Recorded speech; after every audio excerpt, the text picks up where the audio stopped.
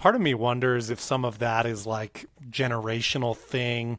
Part of me wonders this series, because we know Jordan got roughed up by the Pistons for a while. And no, I don't think Anthony Edwards is Michael Jordan. Let me say that, Justin. But, in the hero's journey, you got to go through struggles. But what you guys bring up there, what concerns me the most is the passiveness. Justin, what you mentioned, the number of field goal attempts that we're not taking it to the basket when we know he has the ability to do that. That's pretty concerning. I do think this Thunder defense is a really, really tough puzzle to solve for any team that's out there. I would say, if I'm trying to defend Anthony Edwards, that he is still so young. He does have a little bit of more time before he even reaches what should be the ceiling of his prime. However, it's disappointing as the viewer to see all the tools and potential there and then to see it underutilized. Welcome to In the Lab with Hoopsology. Happy belated Memorial Day, everybody. I am your host, Matt Thomas, joined by two gentlemen. First, I want to shout out Allan Munzler. Allan, how you doing, man? I'm doing well. Happy Memorial Day to my uncles and my grandfather and all of his brothers who served in various wars. They all made it through, but which is really crazy when you think about World War II. Like 9 brothers made it through. But wow, thank God. So that's my weekend in a nutshell. Right on. Justin Goodrum, our other host, is here. Justin, how you doing, man?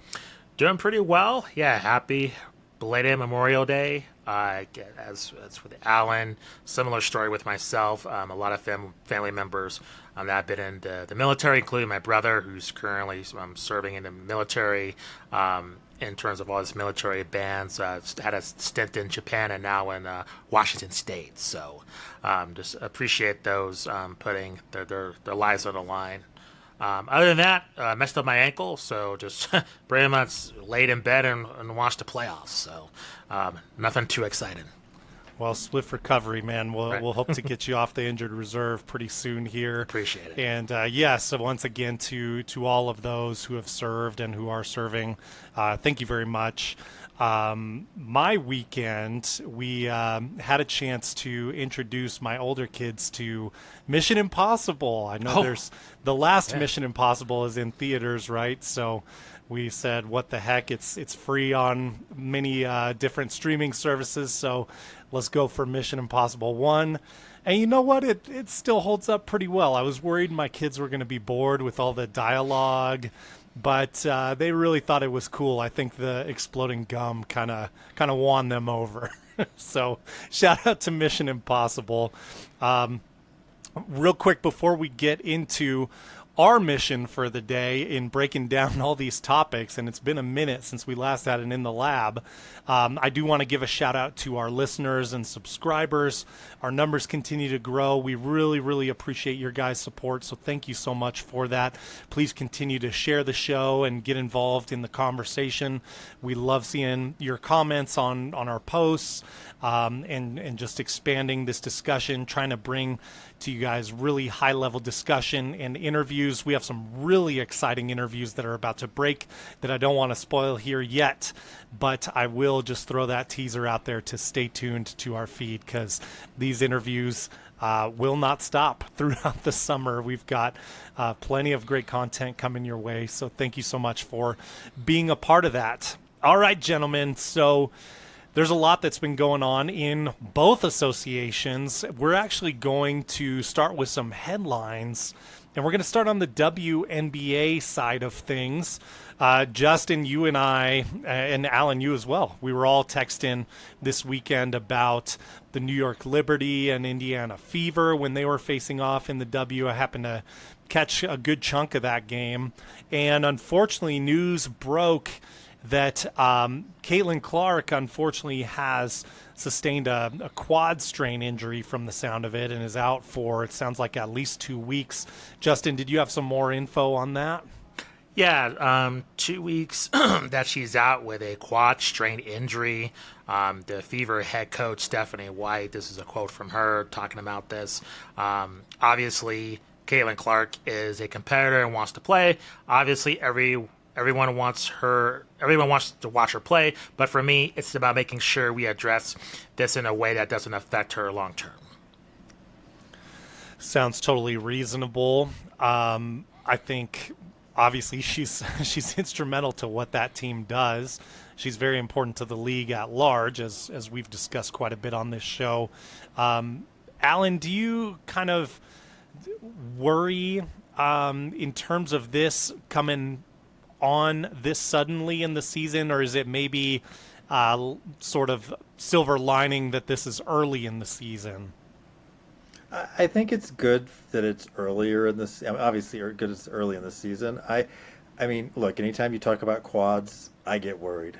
It could be an injury that lingers and lingers. So is this going to be like Sabrina's first year, where she missed almost all of her first year? I don't know. So I hope she is able to recover and come back. But it gives the team a chance to kind of learn to play without her as well. And I think that can only make them stronger for a potential postseason run if she's able to come back. Yeah, great point. And Justin, I wanted to piggyback off of that idea and throw it to you. You've been watching the W pretty closely for a while now. Do you think that, I mean, Caitlin Clark gets the headlines and the attention, but there's a lot of talent on this Indiana team. Do you think they're okay assuming this is like a 2-week stretch? Granted, we know the W season is significantly shorter than the NBA season. In terms of, jockeying for playoffs and things like that, Justin, any alarm bells sounding for you at this point? If this was last year, huge alarm bells because they're out. Kelsey Mitchell was injured also, and they were really struggling. They had the brutal schedule. This year, a lot easier, a reloaded roster. I think despite them losing to the Liberty, I think the Fever are in championship contention. I mean, taking a look at their schedule, they played a Connecticut Sun. I know they're struggling, but that'll be a tough match, but nothing the Fever can't handle. I mean, they played the Mystics, which I think they have been a surprise. They played the Sky, the Dream are tough, and then they played the Liberty, so a little bit of a tough stretch. But like you said, Matt, this is a totally different roster from top down, including the front office. And I think because the season's so short, I think from a rating standpoint, they're going to take a hit. But I think in the long term, if they go 500 and Caitlin returns, I think they'll be okay. So I think from a fan standpoint, just in terms of like the Fever getting the playoffs or playoff positioning, I don't think this will have too much of an effect if she comes back within 2 weeks. If it's longer, then we have a totally different conversation. Do you think we'll see more from DeWanna Bonner? I mean, she's not been. Yeah, she's been coming off the bench. Yeah, not putting up great numbers off the bench. I think so. I think with Stephanie White, she's really toiling with the lineup a lot, trying to see which combinations work the best. I noticed that she loves really utilizing that Aaliyah Boston, Caitlin Clark pick and roll. That is something that's a huge weapon, kind of similar to the Pacers, and it's a little bit different. Just the switches are different, but I think with the Pacers, that two-person game, I think the Fever really thrive on that, and I think Aaliyah Boston, we're really seeing why she was the number one pick and a Rookie of the Year in this system compared to last year, which was like, what is going on with them utilizing her? So with Bonner, I think it's a matter of just fitting her in. I'm not super concerned about that. I think after the All-Star break, we'll see. But you're right. That's a good observation because I was wondering about the same thing, especially playing the Liberty. I was like, well, yeah, how's she going to fit in with this team? But, I think you said it like a couple of weeks ago. It's chemistry. This teams take time to really come together. This is a, totally different lineup. So I'm sure they'll adapt. Yeah, and you mentioned it, Justin. I mean, I think if this injury hit last year right after the season opener, oh, brutal. with the gauntlet that they went through, there may have been no recovering. So at least this year the pace of games and the frequency of games is more reasonable for the Fever. I want to also discuss something that's been in the headlines, and that's with their rivals, I guess you could say, in the Chicago Sky. Of course, they had the face-off. We got Angel Reese versus Caitlin Clark, Chicago Sky versus Indiana Fever in the season opener. And unfortunately for the Chicago Sky, it's been a rocky start. And also for Angel Reese in terms of field goal percentage, in terms of scoring, it hasn't, I think, gone to plan. We did hear a lot about her improving her shot and working on that over the offseason. And in that debut, granted, she did step back and hit a three-point shot. So I'm curious to see if that continues to develop. Small sample size, but the Sky are sitting at 0-3 right now. Allan, any concerns that you're seeing with this team? Again, it's hard for me to get too worked up when we have this small of a sample size. But is there anything glaring that you're seeing, and is it warranting all the headlines and clicks that we're seeing on this topic? I'm not concerned about the players. I think players work through these issues. I'm concerned about the coaching staff. I thought they made a horrible mistake making a coaching change. It was just short-sighted. So if I'm looking for like where my concern is with the Chicago Sky, it's with the coaching staff and the change or the change in how it affected the team. Yeah, and sometimes, maybe that'll be a benefit later in the season. Sometimes that takes some time to build as well, just like team chemistry takes time to build. But in the short term, I can't really argue with that. Justin, I want to throw the same question to you. Any concerns with this team? Yeah, I co-signed that 1,000%. Getting rid of Teresa Weatherspoon was a massive mistake, especially with the players, as particularly Angel Reese and Camila Cardozo. There seems to be a chemistry with Weatherspoon in terms of adapting in the league, and just getting rid of her like that was a huge mistake. I think that's going to have repercussions. I understand this coach, the new coach they have in there. He has a lot of experience. I've heard good things, but just with this team, I think it's something that they're going to kind of not be able to recover from. I think in terms of the roster, I don't think the roster is that bad. I think I see a lot in Haley Van Lith. She has an ankle injury, so, and also just in terms of starting her or not, she's a rookie as well. So hopefully she gets playing time, because I think she'll be an asset to this team. But the way that they're playing with that blowout against the Fever, they can play much better than that, even despite the front office concerns. With Angel Reese, I think there's a few things that play in terms of the hate she gets. One, she's very similar to Draymond, very similar to like a Dennis Rodman.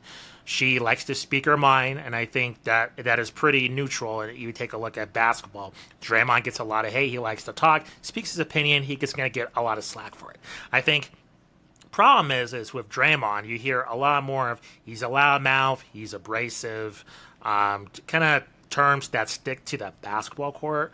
Whereas Angel Reese, I see it's a lot more, it's racial. It's more on the misogynist and sexism side of things, and that's where there's a problem. There was a clip floating online. There was an interviewer. They were interviewing Fever fans that were leaving the arena. This is when the Fever were playing the Sky. They're asking, name one word that described Angel Reese, and it wasn't like she was a bad shooter or she sucked from shooting threes or she's overrated. It was more racially incendiary language, and so that is where I think the hatred of Angel Reese crosses the line. I think a lot of right-wing media has really jumped on this, and that's where I feel they are disingenuous in terms of critiquing Angel Reese's game.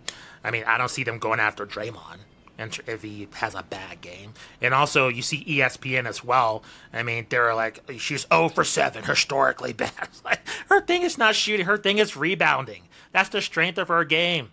She's a rebounder. I don't know. I feel in terms of like the hate that she gets, I think it's more on the racially side of things. And one more thing before I wrap up my point, I just want to mention this. I saw another video online in terms of like a Angel Reese, Caitlin Clark rivalry, and they said that's not the rivalry that we should be focused on.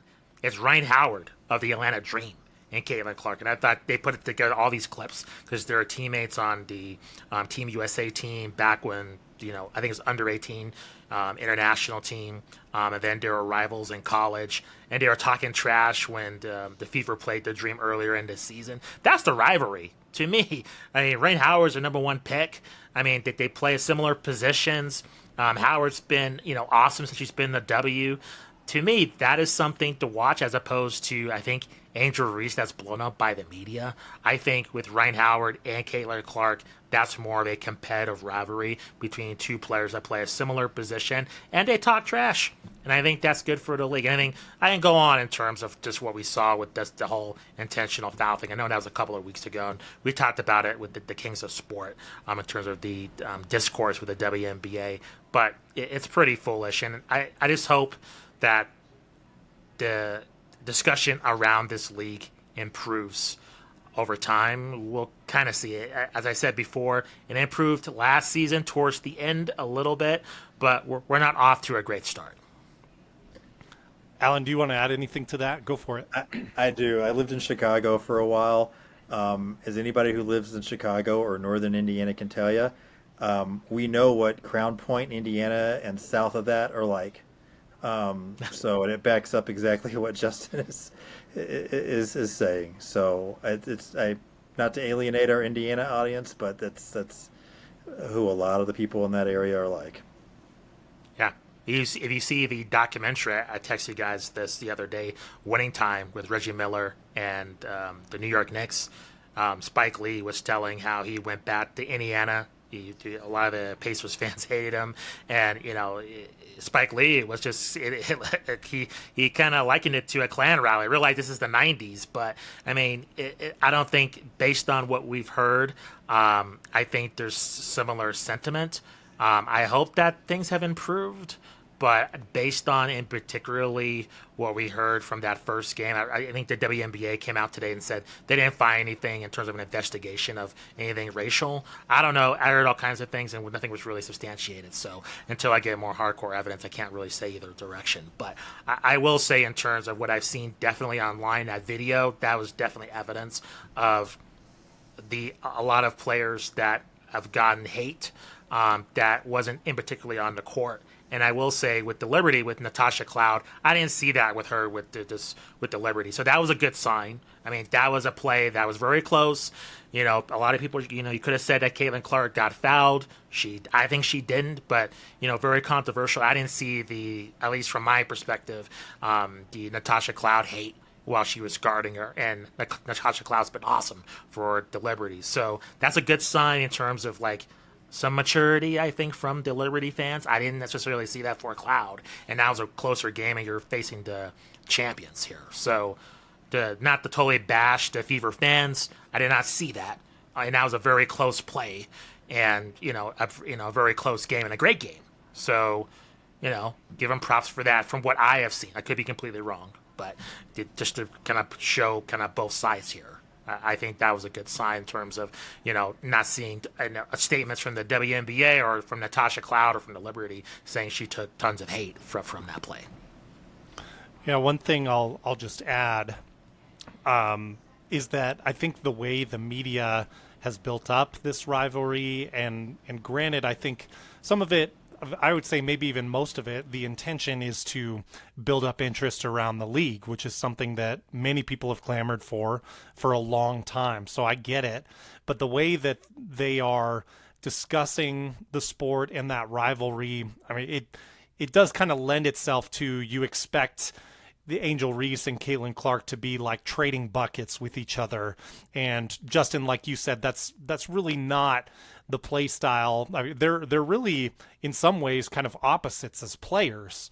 And that's not to, put down Angel Reese's offense ability or Caitlin Clark's defensive ability, but they really are almost kind of polar opposites, position-wise, skills that they're bringing to the table-wise.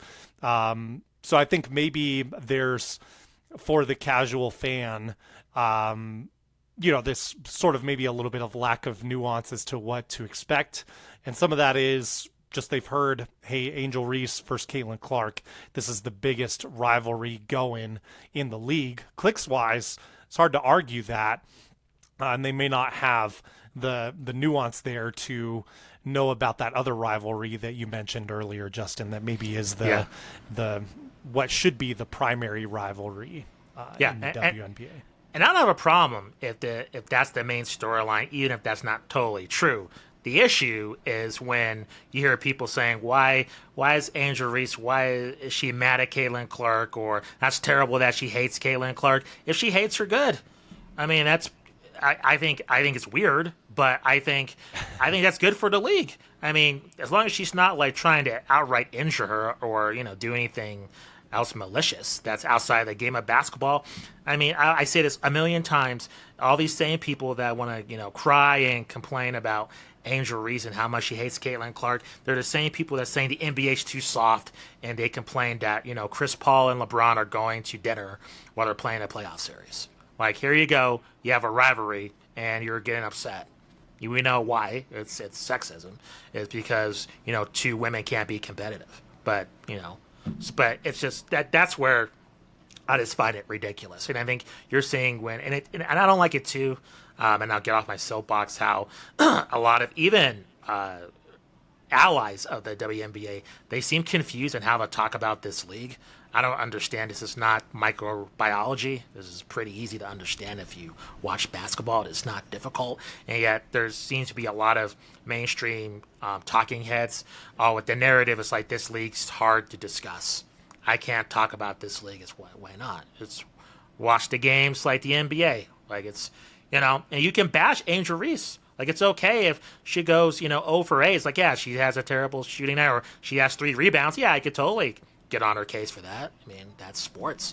That's what, we do here in some cases, and other people, that's perfectly fine. But I just think this narrative, like this league is too complicated to discuss. I think that's ridiculous, too. I don't know. When it comes to the WNBA, some of these storylines, I just find this stupid. I don't know.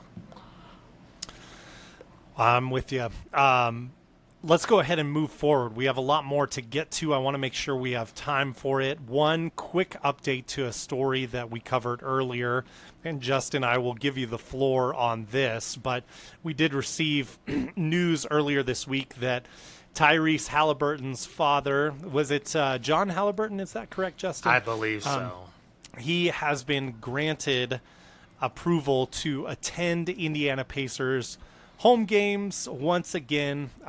He was banned from that following the altercation with Giannis after that elimination game. But the caveat here is he is attending in a suite now rather than courtside. Probably a smart move there, at least through the remainder of this postseason. Justin, I know you felt pretty strongly about him being banned from attending games, so just wanted to kind of follow up on this story with you, get your reaction to that news. Yeah, just in the interest of time, I won't spend too much time on this. If you watch our podcast, my opinion. I think this is a terrible move. He's in the suite, so whatever. I'm not going to lose sleep over it. I think it's a bad move by the league, set a bad precedent, but, he's there to cheer on his son. As long as he stays in the suite, I'm cool with it, even though I ultimately disagree with the course of action here. Right on. Well, speaking of his son, that is Tyrese Haliburton. He is maybe figuratively the man of the hour here in these playoffs, at least in the Eastern Conference. And I want to have a little discussion with you guys about the Pacers, because over the last 3 seasons, it's been a very interesting but methodical journey with this team. I think Rick Carlisle deserves a lot of credit for that. I think this front office deserves a tip of the cap as well. And it's gradually just gotten better and better each year to now we have at this stage, while the series is young, so I don't want to write off the Knicks totally just yet, but it does seem like with the Pacers coming out and just throwing two haymakers for those first two games in New York and getting the victories there. Listeners, you're all well aware of this by now if you've been watching the playoffs. The Pacers are in an awesome spot right now. I want your guys' thoughts, and Allan, I'll start with you. How legitimate, how difficult do you feel this playoff run has been? I mean, there are echoes of Celtics from last year in that their opponents, not the Knicks yet at this point, and hopefully the Knicks stay together, stay healthy, but the Bucks, for example, did not have Damian Lillard. There were plenty of pieces missing when the Pacers played against Cleveland. So how do you grade this Pacers team? I mean, is the surprise in New York enough that you feel this team is legitimate, or just kind of temperature check where you are, Allan, right now with the Pacers? I think they're legit. You look at the stats, you look at everything since the All-Star break. They were one of the best teams in the NBA since the All-Star break. Defensively sound. Hallie throwing up 12, 15 assists, no turnover games on the regular. I think they're legit. I think they're well coached. Every team has to navigate the injuries, and you could go back and pick out Golden State's championship run and talk about all the injuries that they took advantage of in getting their wins. It happens in every playoffs, but you play with the players you got, and they're doing that, and I think they're legit. Next year, will they be able to do something like this next year? Are they creating something that's sustainable? It depends. Do they re-sign Miles Turner or find a replacement player at his level? Do they develop Jarris Walker? There's a lot of question marks for them, but I'm a big Rick Carlisle fan, so I trust him to at least keep them competitive. Right on. Let's and Justin, you're welcome to comment on the Pacers as well, of course. But I also want to temperature check where you are now with the New York Knicks. I mean, certainly it's disappointing. You're the 3 seed facing the 4 seed. You have that home court advantage, and you immediately squander it. What are your thoughts on why that happened? I mean, did nerves and did just kind of almost like a curse building up for the Knicks occur here, or is there more to it? You mentioned curse, and I've told people this, that I think curses are something that's made up, except in sports. That's a little bit different. And I will say, in terms of superstitions, Brian Windhorst, it was after, I forgot which game 1 or game 2. He's walking to his hotel. I don't know if you saw it online, but he gets harassed by Knicks fans. Like, I'm just saying. And also, you throw the trash on the Indiana fans player. He's actually going to be in attendance tonight for Game 4 as we're recording of this podcast. Just saying, just act a little nicer. I like the shenanigans. I like the craziness. Just ease up a little bit. That might be a little bit of karma, but nevertheless, I think, Matt, to your first point with the Pacers, I think they're here to stay. I think the East is still going to be relatively weak. I think the Bucks have a lot of questions. I think the Heat have a lot of questions. Maybe I think we'll weaker get to next weaker, year. Yeah, agreed. I think the Celtics, if they panic, I don't know. And as we've discussed many times we had our previous guest last week recording the podcast. I don't think the Bulls are going to get any better anytime soon, or the Hawks or anybody else that's going to be a huge threat towards the Pacers. So, to me, I think they're ahead of schedule. I think they should be really proud. And I love that the mid-range game. That's what I appreciate, and their bench, and that goes to the Knicks. And I think with the previous game here in Game 3, that was very indicative with Thibodeau finally playing his bench. We heard Kenny Smith's comment about with Tibbs he wouldn't even play 9 players in a baseball game. So, that's kind of Tibbs' way. I think what's been peculiar about the Knicks is, I don't know about nerves, but Jalen Brunson's foul trouble. And maybe that's for you two to maybe answer. Is this kind of like a thing in his game? Because I find that really concerning of a player of his stature, and also him being a point guard, getting that many like ticky-tack fouls and turnovers. That was another thing, just really weird turnovers. I think another thing too is with Karl Anthony Towns, and Charles Barkley said this. You can see Cat's confidence when he's driving, being aggressive, going for easy baskets, doing that, and shooting the threes. When it's kind of one or the other, that's where there's problems. So hopefully we'll get to see that as well. I know Josh Hart, he's been banged up in this series, as well as kind of the rest of the Knicks. I'm not really surprised by their performance. I think they're playing up to their ability. I think with this roster, I don't think they're a championship caliber team. I think, especially if the Knicks go to the finals, I think OKC destroys them. I've seen enough from OKC where I think either team, either one, I think OKC. I think with the Pacers, a little bit tougher matchup, but I think the Thunder sweep the Knicks pretty easily. But the Knicks, what they have going for them is that they're really tough.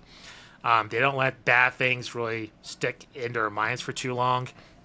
And they have a lot of grittiness, and they always stay in it within that, 15 to 10-point range in terms of being down, and then they can come back. And I think with their defense, that's kind of their calling card. But again, when they're playing so many minutes, if you have a major injury to one of their superstars, there are chances they're done. It's over. Where I think with the Pacers, I think they could overcome a Naismith getting hurt, or if Siakam gets hurt, or Haliburton gets hurt. I think the Pacers can still kind of make it happen. Where I think if the Knicks lose one of their players for a few games, it's over. So I think that's where the Knicks run into trouble.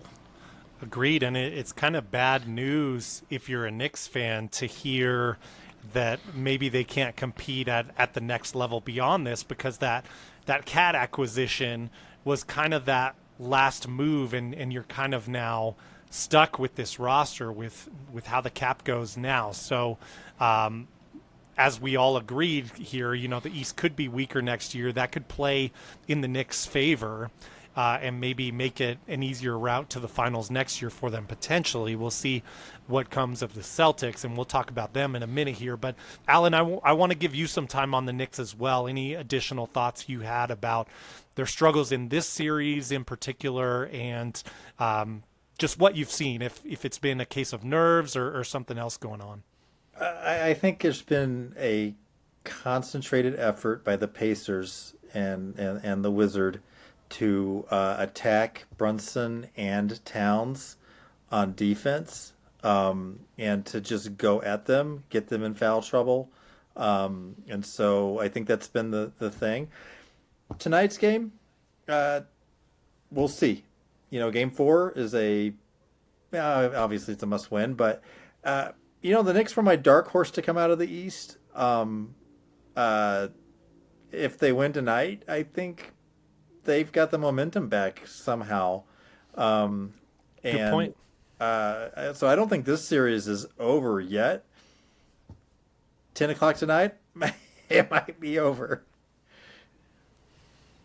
Yep, I believe Pacers are favored by like 2 or 3 points, but as we know in basketball, that's very minimal. That's calling a very close game. So actually, I think that's Vegas giving the Knicks a little bit of a tip of the cap for it to be that close in Indiana. Guys, the other thing I just wanted to mention kind of openly, react to it or not, but I think we've seen a couple signature moments for Tyrese Haliburton this postseason. That's been really cool to see.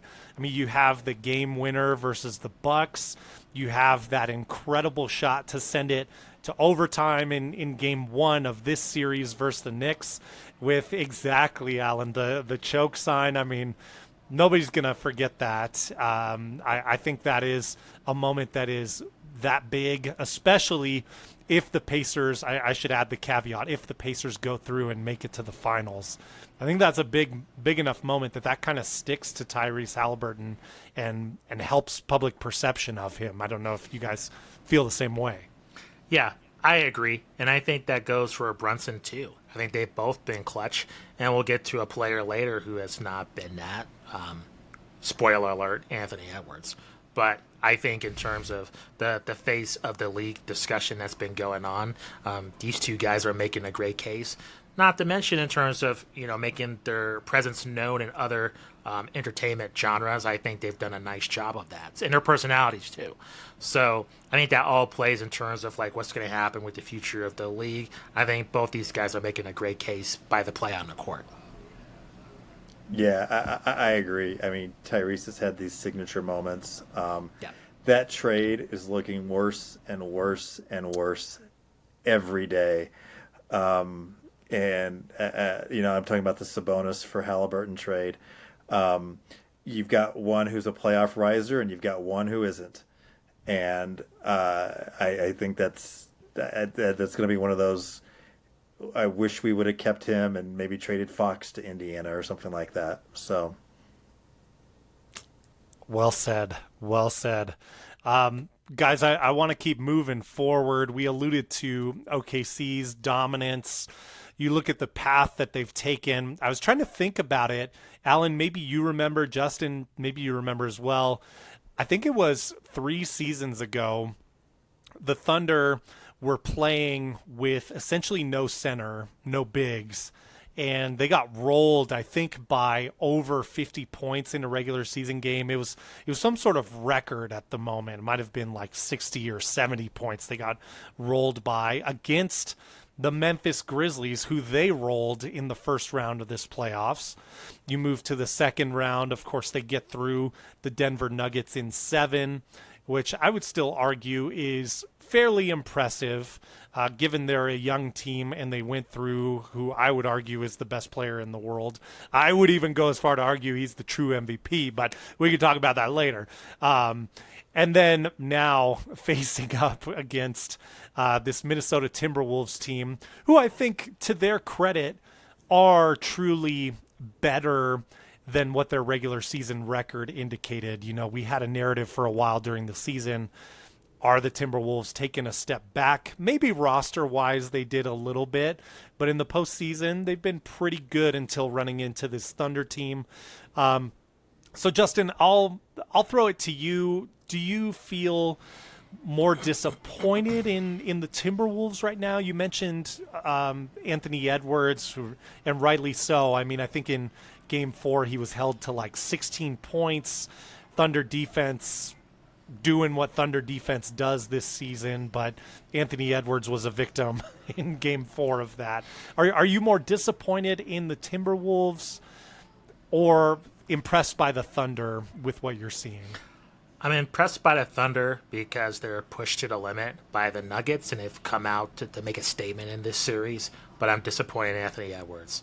And if he's a role player, whatever, if he's, the second best player, it's not a super big deal. But, I mean, people were comparing this dude to Michael Jordan. I mean, when that's happening and with his vibrato and how much trash he talks, when you go 1 for 7 and you shoot 5 for 13, he only took 13 shots. I mean, it's not in terms of the makes, it's how many attempts. That's a huge concern. Because to me, him being a face of the player, face of the league caliber player, that cannot happen. And I think the TNT guys refer to that, and I agree. And that's going to be a thing. I'm wondering, okay, this guy, everybody's hyping this dude up. All these insiders are hyping this guy, but I'm seeing other players step up within the playoffs, and even players that have been knocked out already. And they have shown more of a caliber to be an elite player within the league. Anthony Edwards has not.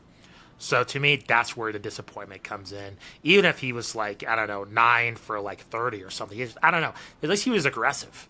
At least he was taking the initiative. But 13 shots tells me he was just taken out of the game. And I just think for a star player, you find a way to get your shots, even if they're not falling. Allan, your thoughts?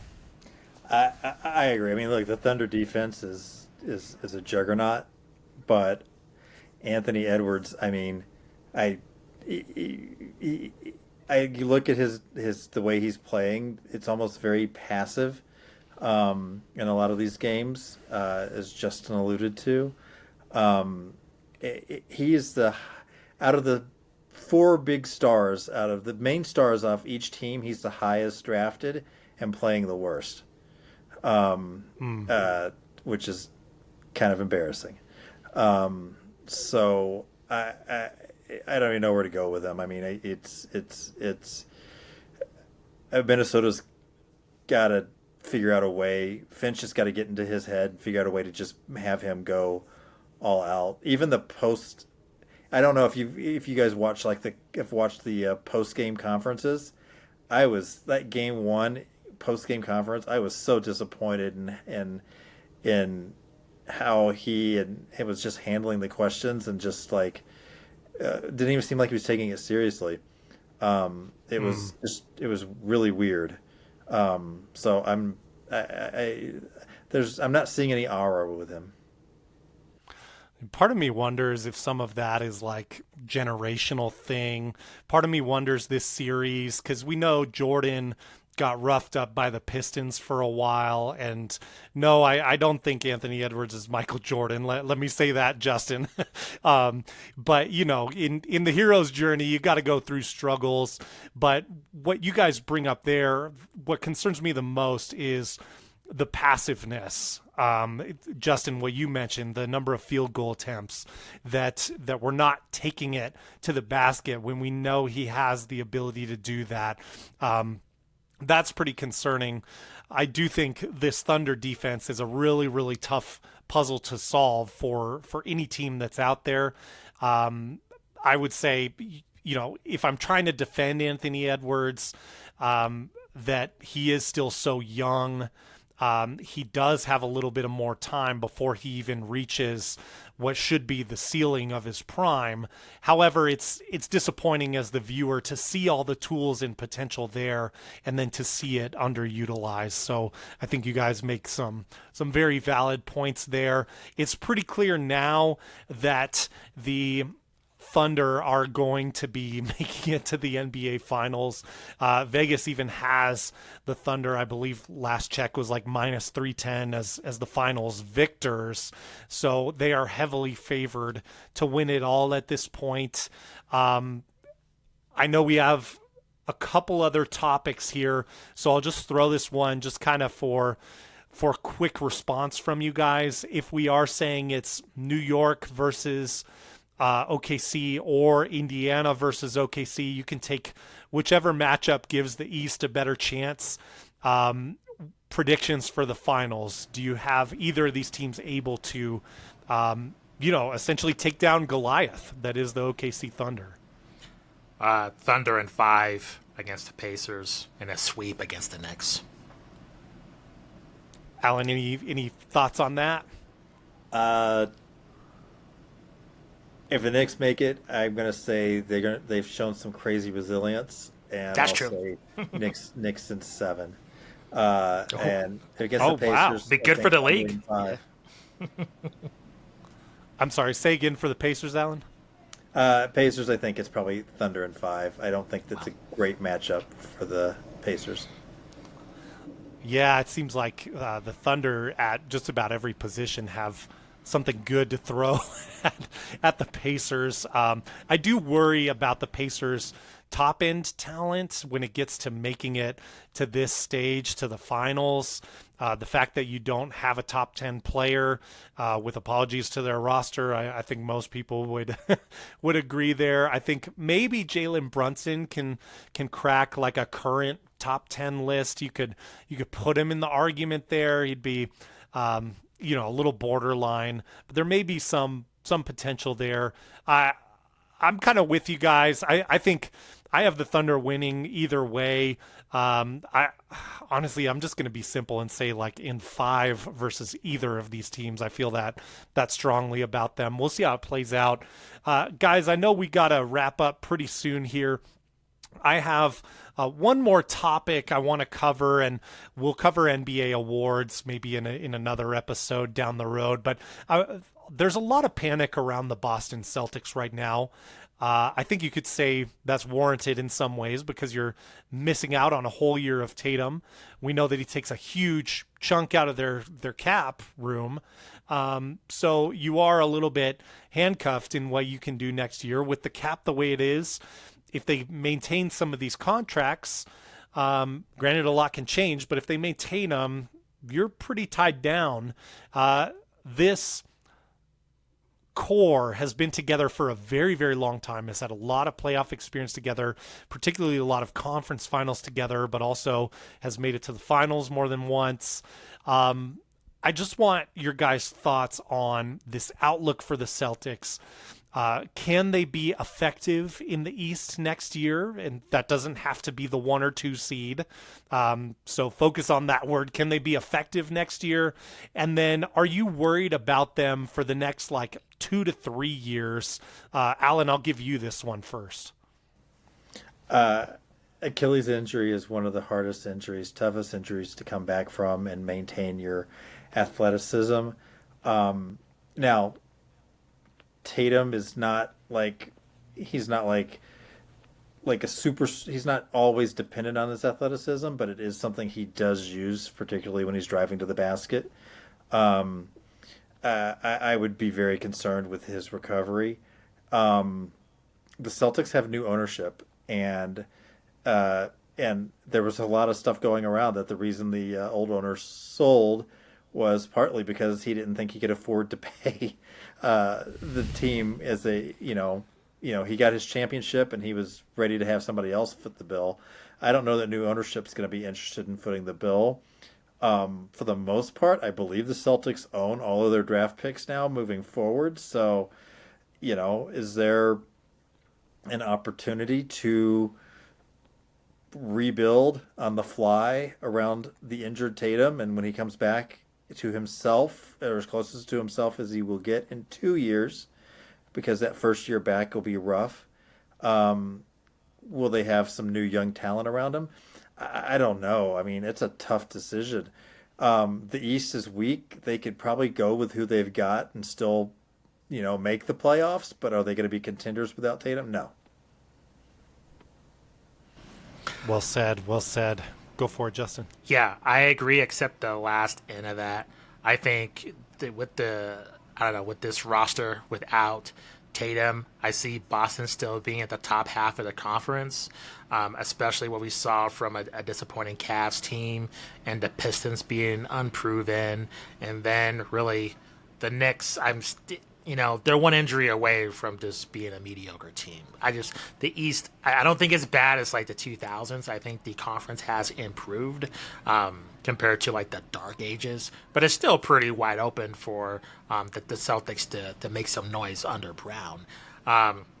But I've always been optimistic about the Celtics compared to my dad, who he always talks trash about Tatum and Brown. It's why are these guys on this team? He does not like them, even though they won the title. So I kind of get that feeling in terms of you can kind of get rid of Tatum, whatever, it's fine. And I think to your point, maybe this is the time.